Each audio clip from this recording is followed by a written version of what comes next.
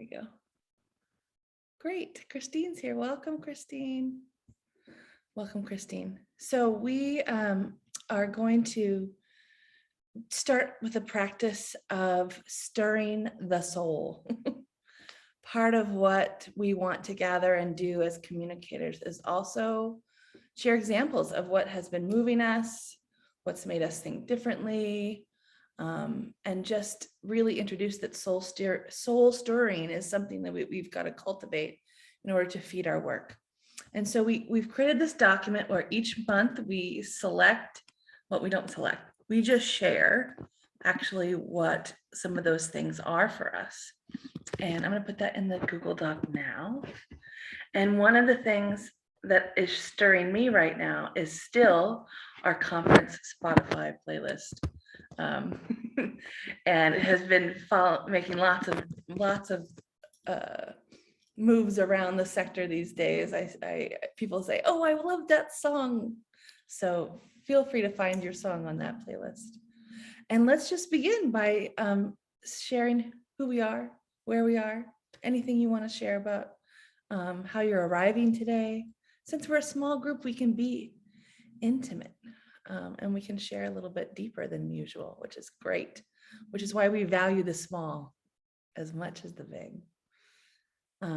Yeah, who wants to begin? Thanks, Claire. I'll double check that.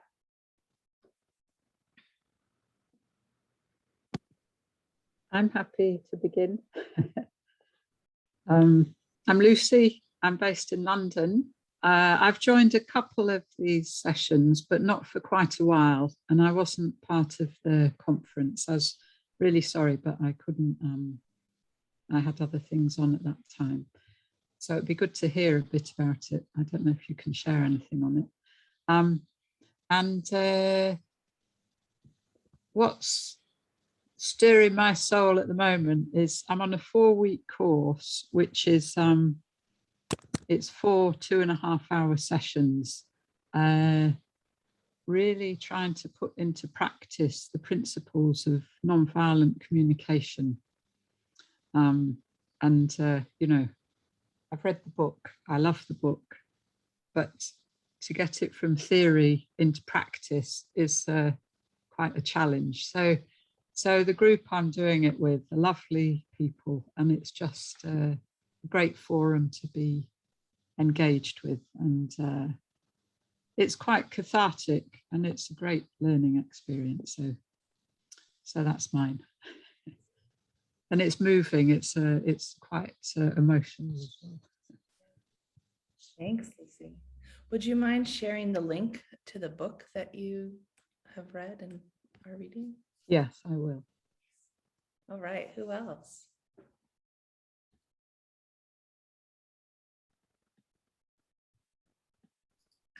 I'll go, and I apologize for the lawnmower that you may hear outside my window. Christine Anulati, I'm in Richmond, Virginia. Work with Child Fund International, and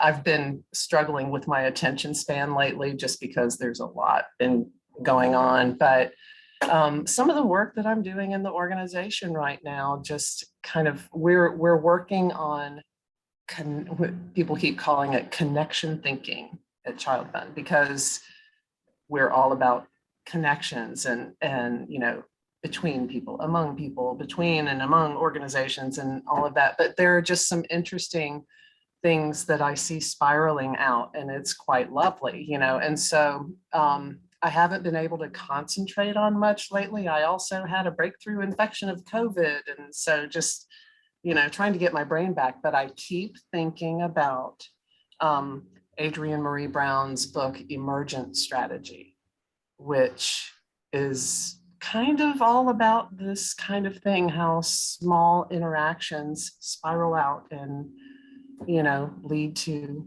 big things, and how that's reflected in nature, and it's just it's beautiful thinking. And so I need to reread the book because I'm getting foggy on the details, but I see it playing out, you know. So I will find a link and pop it in the chat because it's a lovely, inspiring, messy book, as connections can be. So, yeah. Thanks so much. Welcome, Christine. Who else would like to share?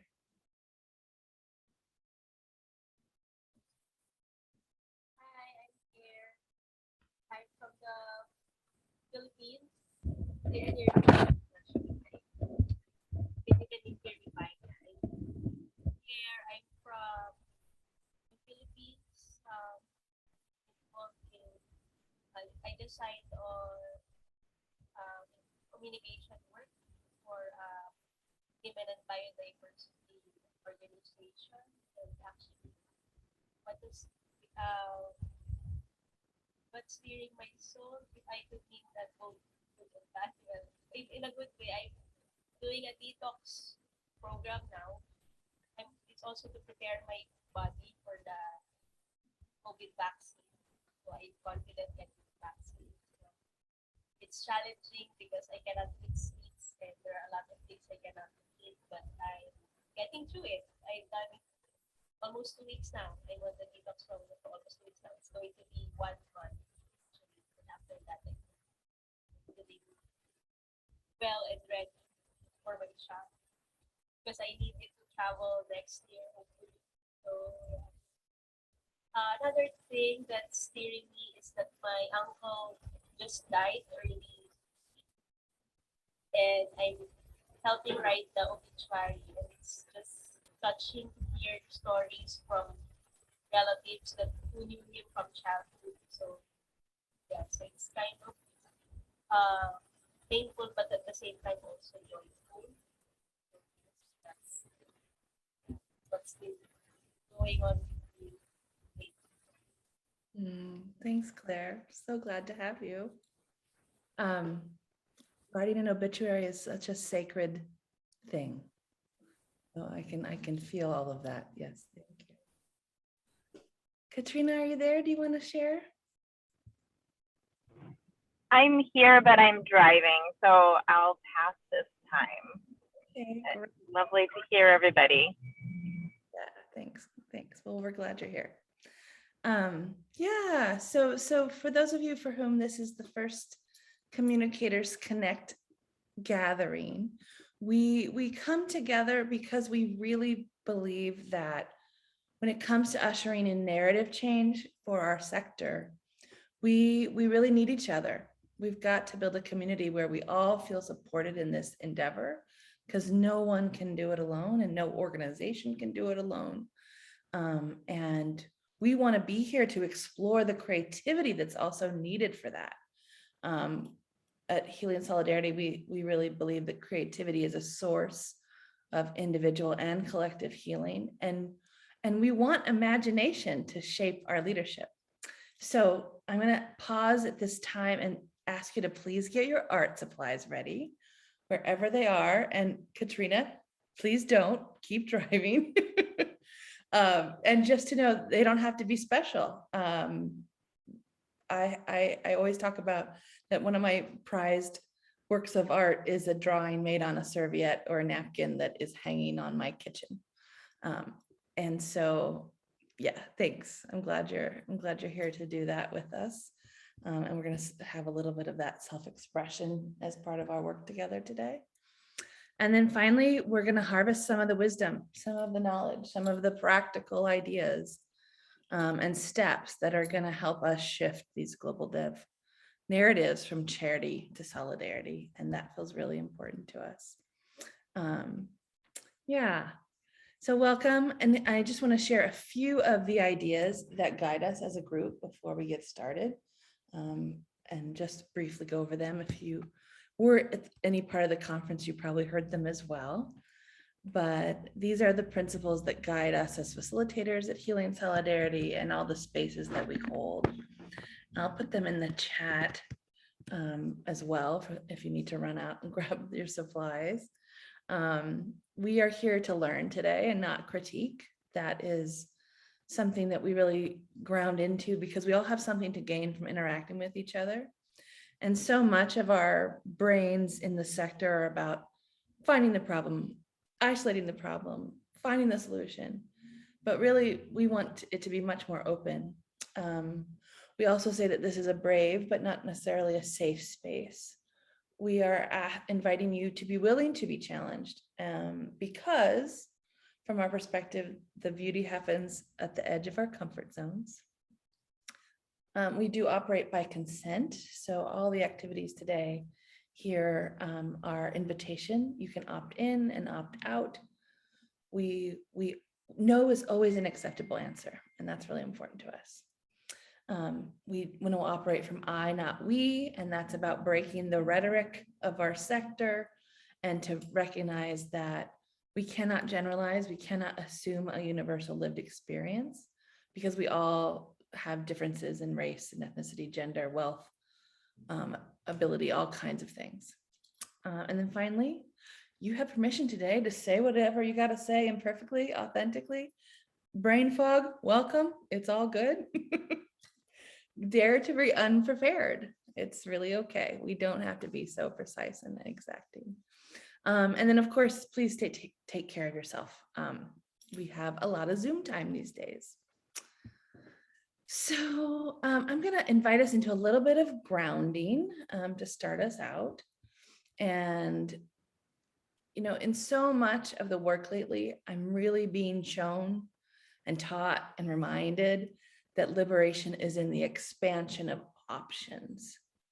And it's being able to see choices that have been obscured by family, religion, culture, society, organization.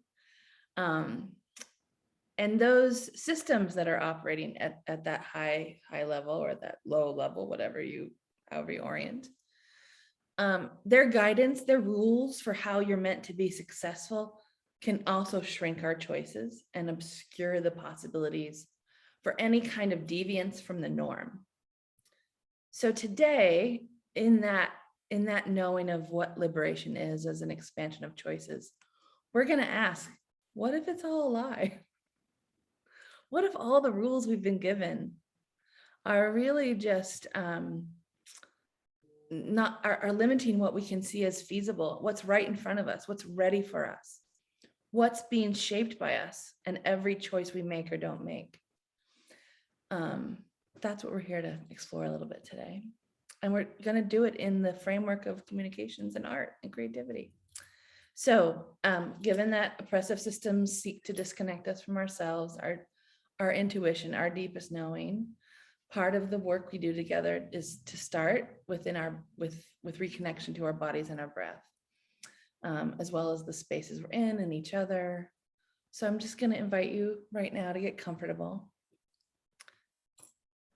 And instead of like really doing deep breath work today, I'm just going to ask you to, if movement is available to you, just stretch your neck or shoulders or arms and notice your feet on the floor.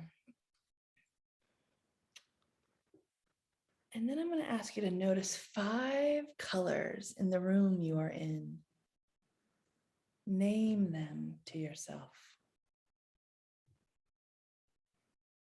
And feel next the texture of your clothing or of the desk or the chair you're sitting on.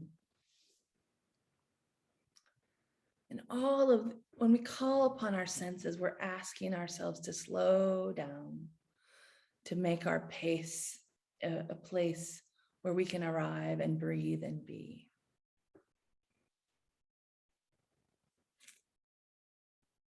And welcome, glad you're here. I usually open with a poem, but we're gonna leave that to the end today. Because we are recognizing today that building collective power is about expanding our choices and each other's choices. And we do art together to make room for more possibility, to make room for more difference and diversity and more lived experiences and more potentiality and more space and more openness. We're just expanding today. And I'm going to put some of the questions that guided us in the conference as the advisory board, also just to get your brain juices flowing as well. And for those of you who maybe were or were not there, just to remind us when we talk about different choices, what are we talking about? All right, so let's start with the first exercise. I'm going to ask you to pull out a piece of paper and get those art supplies ready. Today I have got my watercolor book, with my watercolor journal. So it's just a lot of different things, and that's what I'm pulling out today. But it could be your notebook, it could be anything. And I'm going to put up the slides again because I'm going to walk you through what I think this exercise, just to give you a good sense of what it is.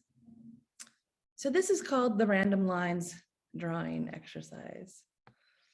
And what you're going to do is to draw a random line on your paper.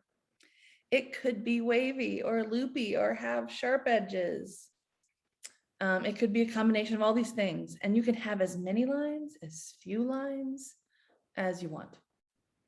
So let's just take a couple minutes and do some random lines, whatever color, whatever thickness, whatever number of lines is calling to you today.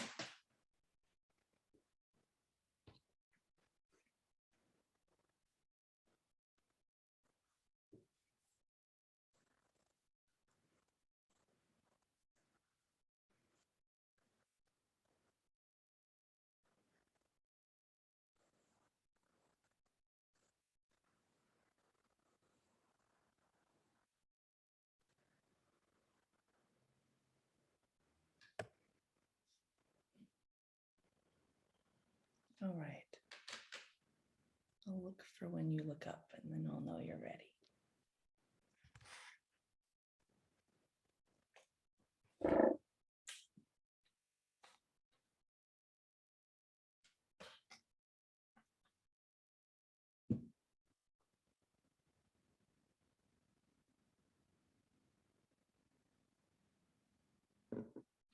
Okay. Now I'm going to ask you to turn your paper around and look at it from all of the angles. So I'm going to take this way. I'm going to look at it this way. I'm going to be looking until I start to see an image, some kind of image emerging that I want to build out essentially, or that I want to add more details to. So, you don't, as you look in all ways, you don't have to also keep to your original.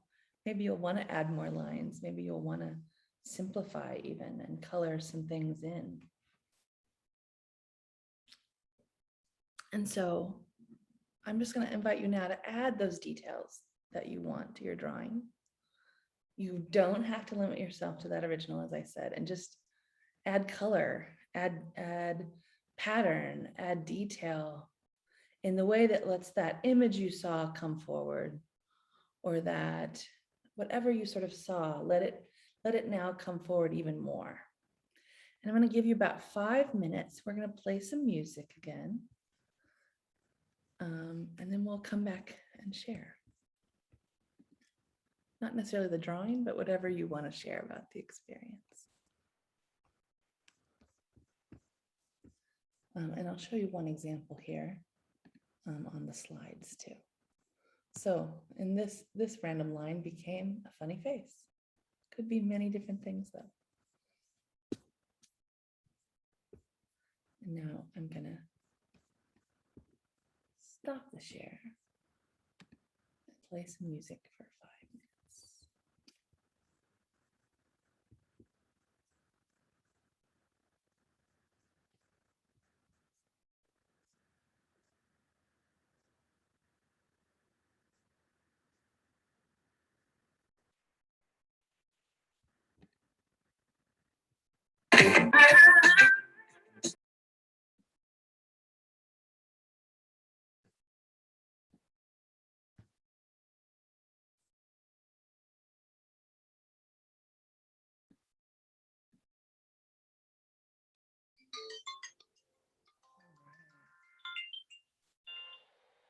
Okay, thank you. So welcome back. And you can just keep working. There's no finish. There's no deadline here. Just can carry on. Just want to share a little bit about how this exercise relates to choices to me. The purpose of that original drawing, right, is to just give us something to work from, something random, something that maybe feels a little out of control even. And just sometimes we have no choice but to start from right where we are with what we have to work with. And I feel that feels really parallel to our teams and our organizations in this sector. And so the purpose of that original drawing is really to kind of invite us to create a drawing for some kind of uncontrolled starting point, and then see how your choices can make something from what you don't immediately understand. And you know, of course, the aim here is never to create some kind of masterpiece, but really follow where you lead yourself in this process. And so for me, this experience actually offers us a little bit of wisdom about what we have to do to shift narratives. We've got to work with what we have and who we have and the information we have, and yet still as communicators create something meaningful and impactful. For me, that's not always been about going out and getting new stories. It's really about using my creativity to reach people and really to invite them into deeper understanding and deeper solidarity. So I'm going to invite you all to share a little bit about your experience. You can share the drawing if you like or not, but what did you notice about how you were relating to that original drawing, and what arrived, what came out of it?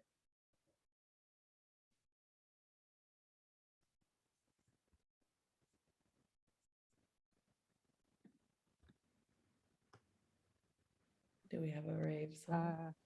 Well, I don't want to keep going first, but I'm not a very good drawer. So in fact, I quite liked having that shape and seeing something in it to pick out, because I think the result, I know we're not after a masterpiece, but you know, it made the result probably clearer than if I tried to draw it. So in mine, I saw a cherry shape, which I've kind of picked out and just did patterns to fill in around it. And I think if I'd set out to do it, it wouldn't have, well, I wouldn't have thought of it and it wouldn't have come out as colourfully as this. Definitely a very sweet cherry. Thanks for sharing. Claire, do you want, I saw you moving towards the screen. Would you like Claire or Christine? Go ahead. I'll go. Yeah, I laughed when as soon as you got a sentence or two into the random line thing, I just started chuckling because I have 4 kids and we used to do this all the time with them. We call it the scribble game. And like my youngest is now an art major, but we would get the wildest stuff. And so interestingly, you know, before you started playing the music, I did all kinds of little squiggles. Can you see me? I ended up with dancers. And yeah, and a hummingbird feeder, you know, because why not? Nice. And yeah, and so it just it was interesting because you know, I did not love my composition when I started out, because I'm like, oh, I wish I didn't have that squiggly line back behind them, you know, but then I turned it into a couple of skirts. Actually, it appears to be a shared skirt, but you know, skirt nonetheless. So yeah, that was mine. Nice. Well, how amazing also to notice that sort of self-critique that was already, oh, I wish this were different, right? Not a pleasing form, yeah. Yeah. And yet something beautiful emerged. So yeah, thanks, Christine.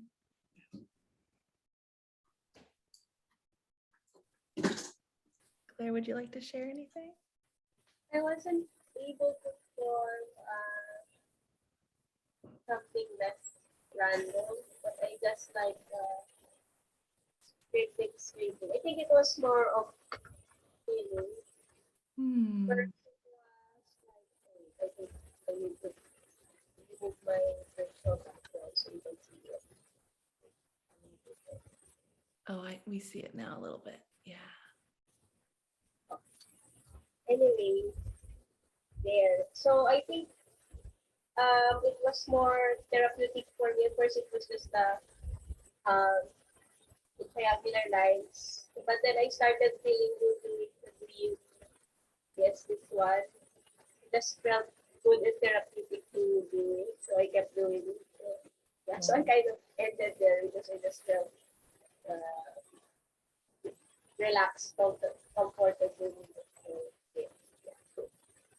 Wonderful. No, thank you for sharing the power of just letting ourselves draw, and letting our minds follow, and also the regulating power of using our hands in this way of externalizing maybe what doesn't have words in our brain.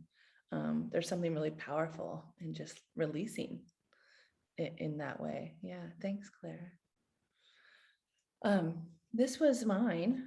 I had a lot of chaos, I think you saw, but I saw a mother and child. And so this is mama and this is baby. And this is actually in my life. I'm around my friends who are parenting teenagers right now. In my move, I'm closer. My friends here were younger when they had their children, so their children are now older. So a lot of 15-year-olds and 20-year-olds. And I'm humbled by parenting older children. I'm humbled by the worlds that they inhabit as children and how you get edged out more and more. And so this is like this little blotch. At first I was like, oh, it blotched. And then I realized, oh, that's the disclosures that my friends get in these random like drive-by moments of blah. And then you're supposed to sit with your children that are still part of you. You still share the foundation. You still are the same and different and all the things. And while the world kind of impacts you. So the scribble ended up having a lot of meaning. And I'm going to share it with my friends just to let them know, like, I admire you. I admire how much courage it takes to parent as they get older. It's really different than small kids. Yeah.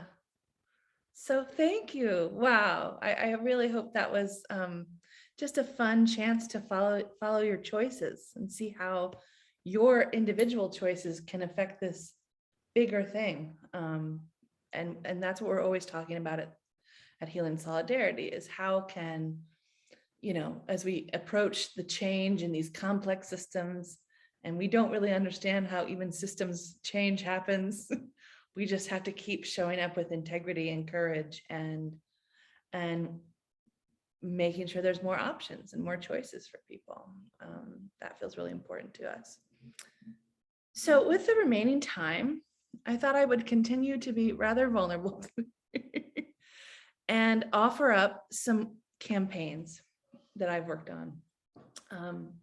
I thought about, okay, it's November. That means for a lot of our communicators in the sector, it's all about the fundraising. Oh, Lord. And we end up, there's so much pressure on that. There's so much have to get it done. There's so much angst at the end of the year. I would find myself more stressed in winter than, and seasonally, where I come from, winter is supposed to be the time of slowing down and rest. And here I was at my height of anxiety because we're trying to make this number and I have to create all this content to make sure the donors do what they're supposed to do. And, it just always felt really rushed and hard. And yet, as I was thinking about these campaigns, I thought, I think we made some different choices, but I'm not sure. it was a moment in time where I was trying to do that. So I thought, let me share them. let them be under scrutiny. Let them be a source of inspiration and potentially, but just to kind of demonstrate that it's in our small word and image choices that we do have a lot of power. So I'm going to show you again the screen, and we were going to go into small groups, and everybody was going to take one and talk about it.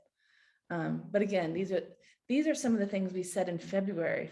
I probably, even if you weren't there, we talked about what are word choices we can make that are different. How do we kind of challenge the idea of expert or capacity building or the field, any of these things, beneficiaries, right? A lot of these are just really rough words that we don't need, that we can actually make different choices to restore our humanity in our communications. And we talked about different practices like seeking consent and challenging donor assumptions, actually having the content reviewed by partners, or being more transparent around our own values or motivations. And then of course, uplifting the people closer to the ground, like making sure their work is the center of the thing. And then we went even deeper into strategy, and I'm happy to share these later. But we talked about what it means to have a global audience, meaning if you're writing a story about someone, they will see it. For those that brings a lot of accountability. Don't step over anything, bring as much specificity as we can. Notice how the content has to change because the context is always changing. These are some of the really like longer term things we can look at doing as communicators and see kind of what happens. So these are the 4 fundraising campaigns that I was going to share at my time at Thousand Currents. We were IDEX. So my first foray, that first year I started, we were working, and still they work on food sovereignty. So we made a recipe booklet. Our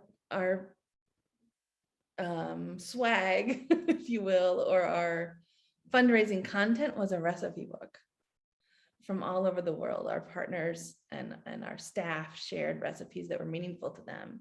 And we told stories about them, and we connected it to the work. And it was really beautiful. The next year was December 2016. So as we were planning for fundraising, we knew that there would be a major election. It could be rough. It was going to go one way or another, and we had to prepare. And we didn't know what was happening. Yes, Claire, I will offer links to all of these actually for you all. So the title of the campaign was "It Takes Courage." It was going to take courage to face a Trump presidency. It was going to take courage to know that a Trump presidency was possible now. It was about rising authoritarianism around the world, not just the US as well. So we talked about the courage of our partners in Zimbabwe, Guatemala, South Africa, and just really highlighted their courage. And it was really powerful. It was really simple, and it was really powerful. The next year, we were under a Trump presidency as an organization. We were coming under a lot of scrutiny because we had started being the fiscal sponsor for Black Lives Matter, the global movement. And so part of the lesson we were holding at that time was that not only does it take courage, it takes joy.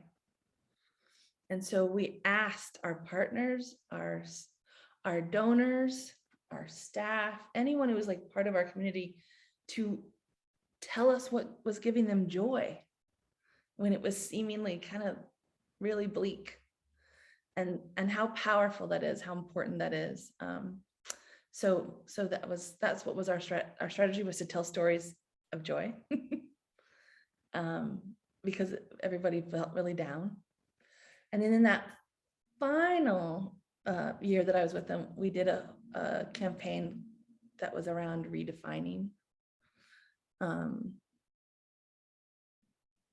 Everything was kind of being called into question on a really fundamental way. So how are we gonna like reimagine everything? And it starts with redefining. And I want to share that's a 2-minute video that I'd love to share with you all. Let me pull it up and I'll share links. Oh, thanks, Lucy, no problem. Let me find it, hold on. Oh, goodness. Of course, it takes me a minute. Okay, here's the link to the video.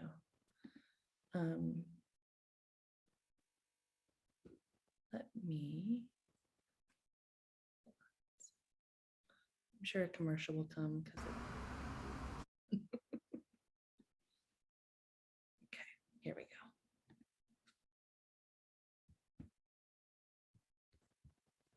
I'm gonna stop this share and share another, hold on.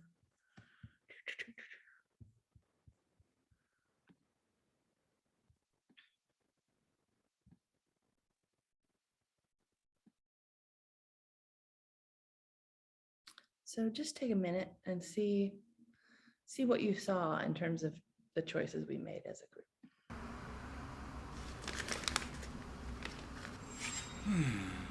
Psst, psst. What the?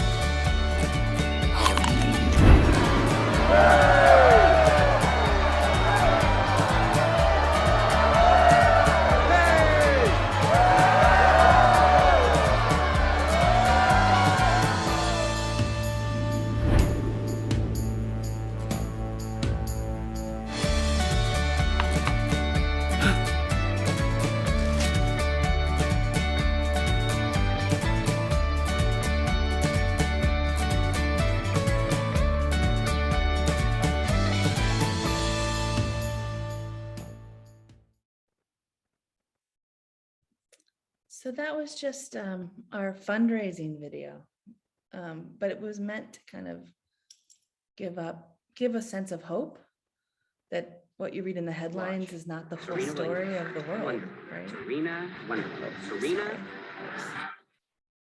Here we go. So I'm just gonna put all of these in the chat, just for you to have for your reference, for your own, I offer them with a lot of humility that we did the best we could, again, without trying to burden our partners, without trying to center the donor and their experience. We were trying to make them feel like they were part of something bigger than themselves, if that makes sense. That felt really important to us, as opposed to like making them feel like they're going to change the world with this one thing, this one donation that they do. In fact, they were going to be part of something bigger. That's what we could promise. So I've put all the links there. So the recipe booklet is in PDF or it's on issue. In terms of the courage, you can see the stories. And we also made a poster. The swag that year was a poster, which was about love and courage. And every fold had a story of courage, which was beautiful. And that's there in the PDF. And we did have a joy video. If we were to watch our 2017 video and our 2018 video, you'll literally see the organization grow, because it went from like this scrappy, let's piece together the videos from the convening we had, And the next one was actually animated and really thought through. But we made do with what we had. And we had a video for that, and we had the stories of joy. And then, yeah, and actually there's a link. My colleague wrote a piece around how we made the video and how we kind of did it really collaboratively, and hopefully tried to think differently, tried to make different choices in that. So that's a bazillion kinds of resources for you. And I'm happy to also post these with our video in when we share this video in the Healing Solidarity Collective. So don't feel like you have to save them all right now. But I thought maybe since we have just a few minutes, and Lucy, I know you have to leave. What are the different choices you feel like you're making or feeling called to make at this time?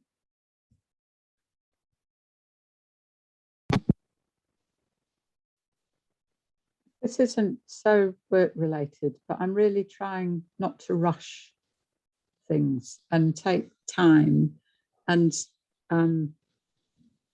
not multitask, focus on each thing and have a little gap, even if it's just to stand up and sit down between one task and the next. So being a bit more conscious of when I'm moving from one thing to another and having kind of boundaries between them. Wow. Thank you. I am better at that some days than others. But I hear you, like how important it is to stay with it and to not rush. Yes, in fact, that's why I've got to leave, because I've got a meeting in 5 minutes and I want a little buffer zone between now and my next Great. meeting. Thank you for So I'm naming going to that leave, but practice. thanks very much. Thank you, Lucy. Thanks, Lucy. All right. Claire, Christine, do you have any different choices you're making this time?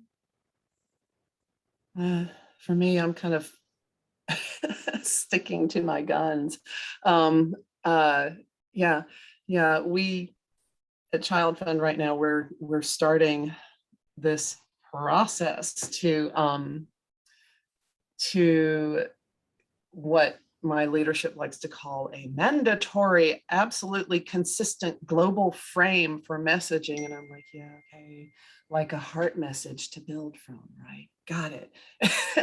And so, we have a sort of a working group that's going to be helping facilitate 3 input groups from all over the world to just in 2 sessions. And the first one has 3 really broad questions. What was your first experience of meaningful connection that you can remember? Come to the meeting with a 3 sentence story to share, and stuff like that. And members of this working group would be facilitating these input groups. And there were a couple of people, we had a meeting about it yesterday morning, and there were a couple of them, and she's like, oh, well, all this sort of airy fairy thinking, I just don't like it. I just can't we just have one meeting and get it done? And I'm like, no, because we need to get it done by coming from a place of a unified, but also very diverse and flexible and spacious place. And so that first meeting is about wild thinking. And then we will share the parameters and give the group some homework to come back with ideas at the next meeting. And that will allow the introverts to marinate, right? And this was like a couple of different people higher up in the hierarchy than I am. And so I was like, no, yeah. This makes room for all different kinds of people, right? And so but that's a challenge, because people just want to get things done, and So that's fun. Well done, Christine. It is making the Mhm. right choices is sometimes the choice to stand up to those with more power and say, Yeah, yeah. And they're like, okay, you're probably right. So yeah, well, yeah, awesome. that was good. Yeah, thank you. I was scared. Mhm. Thanks. Claire, anything you want to share about making new choices right now?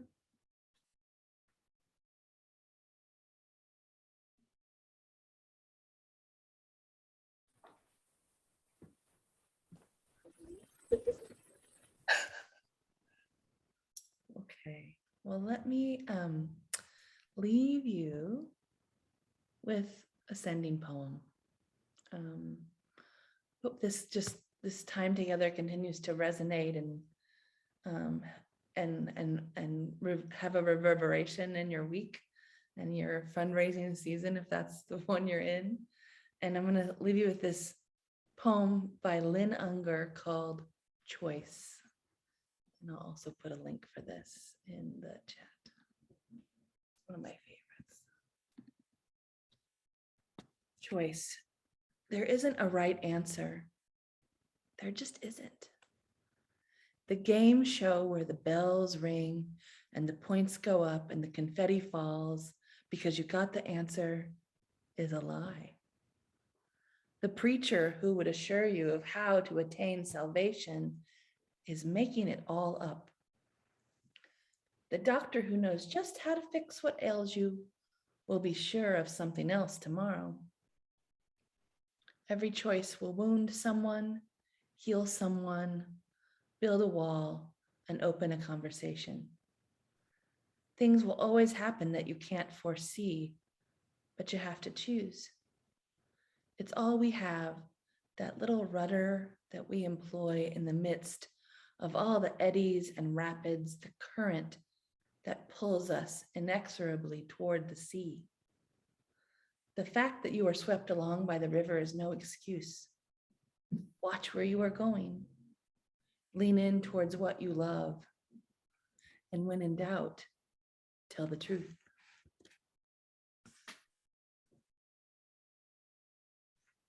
Thank you, both of you, for all the truths that you tell in your writing, in your work, in your presence amongst your beloveds, your colleagues, your communities. So grateful for all of you. And please do come back next month. We do this every month, and we're happy to have you anytime. If you have any suggestions or themes for that might be great in this space, maybe even some guests who you'd like to hear from or interact with, let us know. Our next meeting, I'm putting the link in the chat right now. Our next meeting is on December 8th at this same time. And of course, I have to mention that we are a member-supported organization. All of this is supported by our sustainers and our conference goers, and we try to keep this going still on a somewhat volunteer basis. So your support is always appreciated. I'll also put that link in the chat. Thank you for being here today. Jennifer, I started checking out the recipe book. I like it. I'm excited. Yeah. Where'd you move to? There Where'd are you move to? similar to the one in the Philippines also. I think there are similarities. Yeah. I love it. I love